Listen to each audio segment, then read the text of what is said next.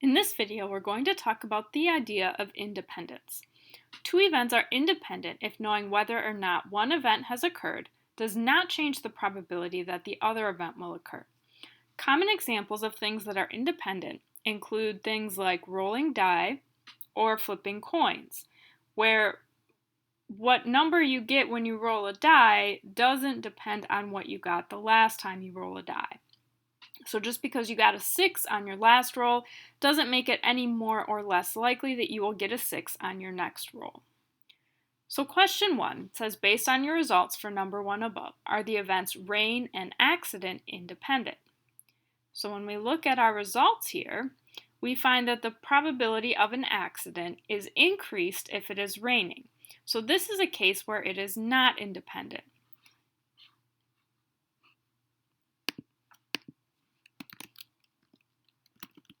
They are not independent because rain makes accidents more likely to occur. We know that it doesn't work in the other direction. Accidents don't affect whether it's going to rain or not, but rain makes an accident more likely to happen, and so that means that they are not independent. So we have this definition here. It says if A and B are any events in a sample space S, we say that A and B are independent if the probability of A and B is equal to the probability of A times the probability of B. Otherwise, A and B are dependent. So for number 1, we could say they are dependent because the probability of an accident depends on whether or not it is raining.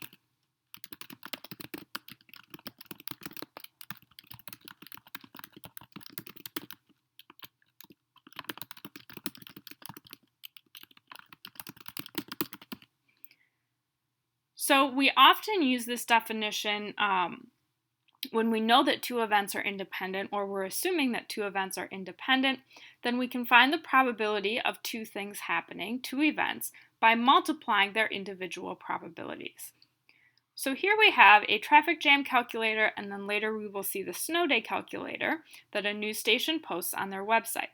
So here's the traffic jam calculator. It gives the probability of a traffic jam each day of the week. So the question here says, are the events Thursday traffic jam and Friday traffic jam independent? So this is not something that we can get from the table. We need to think about the situation and whether a traffic jam on one day affects the probability of a traffic jam the next day. And I'm going to say that yes, they are independent.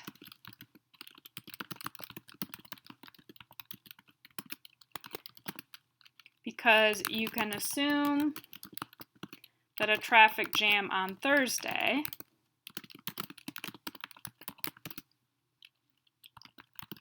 does not make a traffic jam on Friday any more or less likely.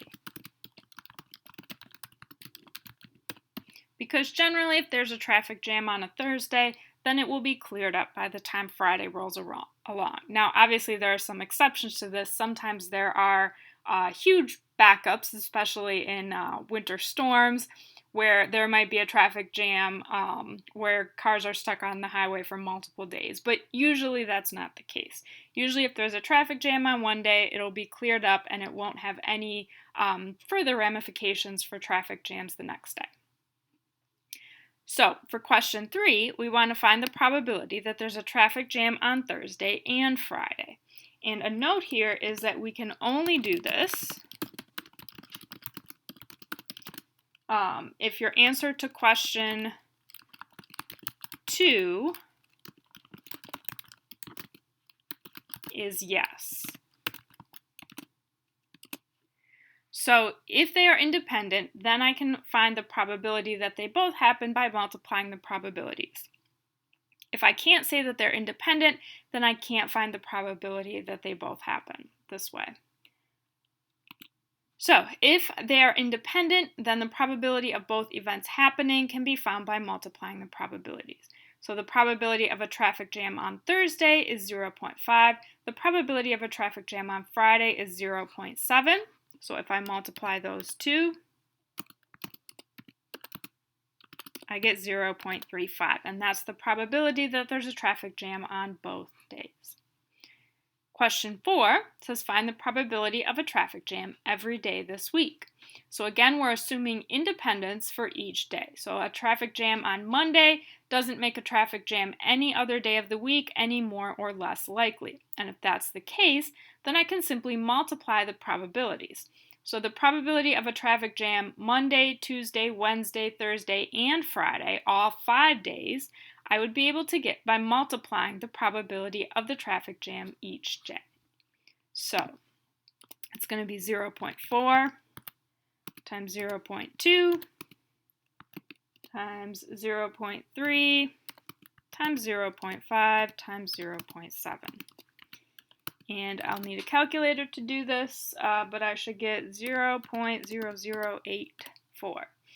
So not very likely that there will be a traffic jam every single day of the week. That's a pretty low probability, even though the probability of a traffic jam any given day is pretty in the middle, not particularly low or high. The probability of having one every single day is pretty low. Question 5 says to find the probability of no traffic jams all week. So to figure this out, we need to use the fact that the probability of not having a traffic jam on any given day is equal to 1 minus the probability of a traffic jam on that given day. So for example, if the probability of a traffic jam on Monday is 0.4, the probability that there would not be a traffic jam would be 0.6. Again, this is a situation where it can either happen or it doesn't. And so we can find the probability that it doesn't happen by taking 1 minus the probability that it does. So I would do 1 minus each of these 5 probabilities, and then I would multiply them all together. So we're going to have 0.6 times 0.8 times 0.7 times 0.5 times 0.3. So I will write that out here.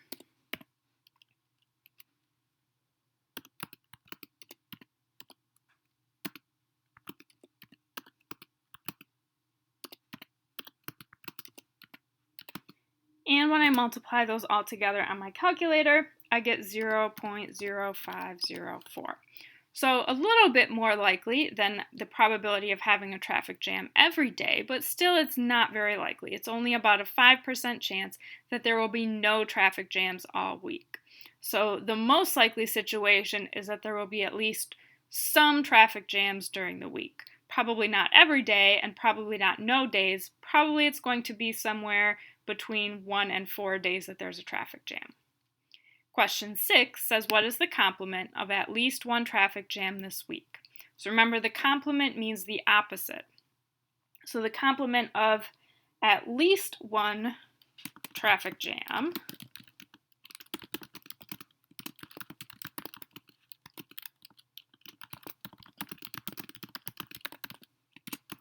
is no traffic jams.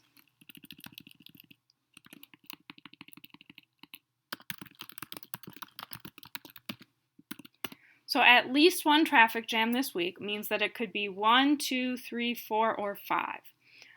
And the only other possibility is that there is no traffic jam during the week. So the complement of at least one is always a none or nothing situation. And then question 7 says to find the probability of at least one traffic jam this week. So if the complement of at least one traffic jams is no traffic jams, then that means I can find the probability by subtracting. So it would be 1 minus the probability of no traffic jams this week, which we calculated in question 5. So that's going to be 1 minus 0.0504.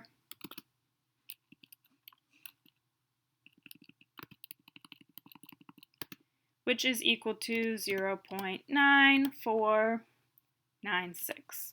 So very likely that there is at least one traffic jam this week, a 95% chance. Finally, we're looking at our snow day calculator. So this is our probability of having a snow day on any given day next week. Question 8 says, are the events Thursday snow day and Friday snow day independent? So thinking about the context, I'm going to say that no, they are not independent.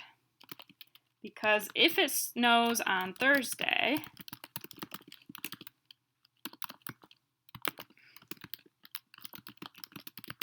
enough to make a snow day, then that means you are more likely to have a snow day on Friday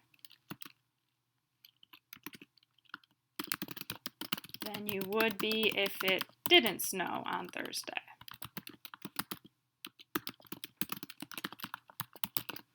So unlike traffic jams, we know that when it snows, especially when it snows a lot, then that snow is still going to be on the ground, and it might still be causing transportation issues a day later. So oftentimes, if you have a snow day on a Thursday, your probability of having a snow day the next day is going to be at least a little bit higher. Now, you may or may not have one, but you have a more likely chance of having a snow day on Friday if you just had one on Thursday.